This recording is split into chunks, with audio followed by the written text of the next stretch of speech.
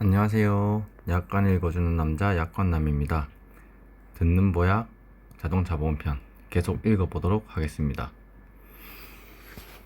제3절 자기 차량 손해 21조 보상하는 손해 1항 자기 차량 손해에서 보험회사는 피보험자가 피보험 자동차를 소유, 사용, 관리하는 동안에 다음과 같은 사고로 인하여 피보험 자동차에 직접적으로 생긴 손해를 보험증권에 기재된 보험가입 금액을 한도로 보상하되 다음 제2항 내지 제5항의 기준에 따릅니다.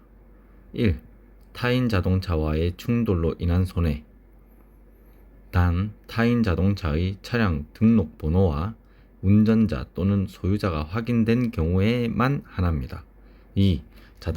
피보험 자동차 전부의 도난으로 인한 손해. 2항 보험 가입 금액이 보험 가액보다 많은 경우에는 보험 가액을 한도로 보상합니다. 이 말은 보험 가입 금액은 2천만 원 했는데 보험 가액, 차량의 가액이 700만 원이다. 그러면 700만 원으로 보상한다는 겁니다. 자, 3항 피보험 자동차에 통상 붙어 있거나 장치되어 있는 부속품과 부속 기계 장치는 피보험 자동차의 일부로 봅니다. 그러나 통상 붙어 있거나 장치되어 있는 것이 아닌 것은 보험증권에 기재한 것에 한합니다. 각주부터 먼저 볼게요. 배상의무자는 요 위에는 무보험 자동차에 대한 내용이었고요. 배상의무자는 무보험 자동차로 인하여 생긴 사고로 피보험자를 죽게 하거나 다치게 함으로써 피보험자에게 입힌 손해에 대하여 법률상 손해배상 책임을 지는 사람을 말합니다. 자, 각주 41번이 타인 자동차와의 충돌로 인한 손해는 단독 사고는 보상되지 않습니다. 혼자 사고 난 거는 보상이 안 된다는 거죠. 자, 4항 피보험 자동차의 일반 과실 사고의 경우에는 실제 수리를 원칙으로 합니다. 5항 경미한 손상의 경우 보험개발원이 정한 경미손상 수리 기준에 따라 복원 수리하거나 품질 인증 부품으로 교환 수리하는 데 소요되는 비용을 한도로 보상합니다. 자, 경미한 손상의 경우 요 각주부터 볼게요. 자, 일반 과실사고란 쌍방과실이 확정된 경우를 제외한 모든 사고를 말합니다.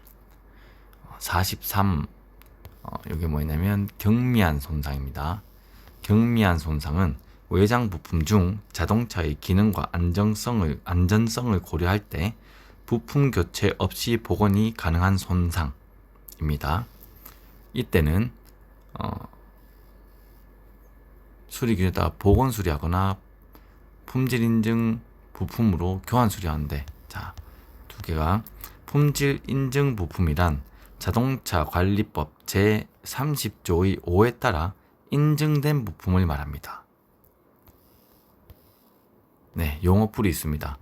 타인 자동차란 자동차 관리법에 의한 자동차, 군수품 관리법에 의한 차량, 도로교통법에 의한 원동기 장치 자전거, 건설기계관리법에 의한 건설기계 및 농업기계화 촉진법에 의한 농업기계를 말하며 기명 피보험자가 소유, 사용, 관리 중인 자동차는 제외합니다. 타인 자동차니까 기명 피보험자가 소유, 사용, 관리 중인 거는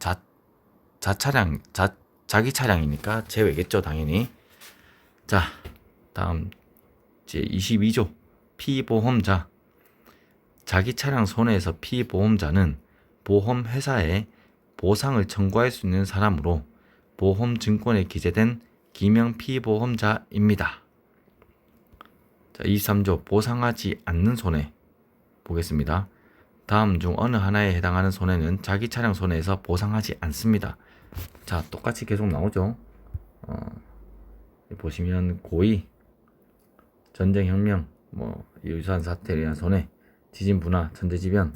지진, 분화, 천재지변인데 천재지변 위에서 봤을 때는 올라가 보면 보상하지 다른 거는 지진, 분화, 태풍, 홍수, 해일 이것도 안 되는데 여기는 자차에는 지진, 분화만 있습니다. 태풍,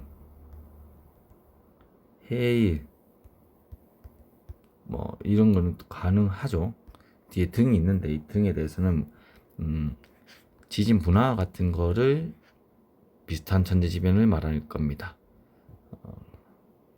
그리고 나머지는 다 똑같습니다. 똑같고 밑에 보면 이거랑 좀 다른 거는 다른 부분이랑 다른 게 뭐가 있냐면 영리 목적까지는 똑같아요. 영리 목적까지는 똑같은데 사기, 횡령으로 인한 손해도 있고요. 국가나 공공단체의 공권력 행사에 의한 압류, 징발, 몰수 파괴 등으로 인한 손해. 그러나 소방이나 피난에 필요한 조치를 손해가 발생한 경우는 손해합니다. 소방으로 피해 입었을 때는 자차로 인정된다는 겁니다. 그리고 피보험 자동차에 생긴 흠, 마멸, 부식, 녹, 그 밖에 자연 소모로 인한 손해는 안 됩니다. 사고가 나야 된다고 기본적으로 생각하시면 됩니다. 고장 이런 건 안 된다고 생각하시면 됩니다. 그냥 일반 고장 같은 거. 그래서 피보험 자동차에 장착 또는 장치되어 있는 일부 부분품, 부속 기계 장치만의 도난, 손해, 전부 도난이 아니기 때문입니다. 동파로 인한 손해 또는 우연한 외래의 사고에 직접 관련이 없는 정기적, 기계적 손해입니다. 사고와 관련 없는이 중요합니다. 피보험자동차 시험용, 경기용 요거 나오죠. 똑같이. 그리고 피보험 자동차를 운송이나 싣고 내릴 때 생긴 손해는 자차에서는 안 해줍니다.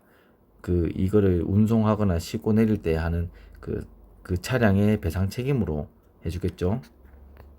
대물이라든가. 자, 피보험 자동차 주정차 중일 때 피보험 자동차의 타이어나 튜브에만 생긴 손해. 그냥 주정차 중일 때입니다. 사고로는 가능합니다. 사고는 일단은 무조건 가능하다고 생각하셔요. 다만 다음 중 어느 하나에 해당하는 손해는 보상합니다. 타이어나 튜브의 물리적 변형이 없는 단순 오손의 경우는 제외입니다. 제인데 다음에 어느 하나에 해당하는 부분 1. 타인 자동차와의 충돌로 인한 손해는 보상합니다. 사고는 보상한다는 거죠. 단 타인 자동차의 차량 등록번호 운전자 또는 소유자가 확인된 경우 가만히 있는데 그냥 혼자서 타이어 이렇게 튜브 뭐 이런 거에 문제 생겨 안 해준다는 겁니다. 자, 14항 다음 항목에 어느 하나에 해당하는 자가 무면허, 음주, 마약, 약물 운전을 하였을 때 생긴 손해는 안 해주는 겁니다. 보험 계약자나 피보험자 30일을 초과하는 기간을 정한 임대차 계약에 의해 피보험 자동차를 빌린 임차인. 자, 30일 여기 우리 보상하지 않는 손해에 30일을 초과했을 때 임대차 계약에 따라 임차인이 피보험 자동차를 전속적으로 사용하는 경우 이거 있죠. 요거는 인사고에 대해서는 가능한데 자차에 대해서는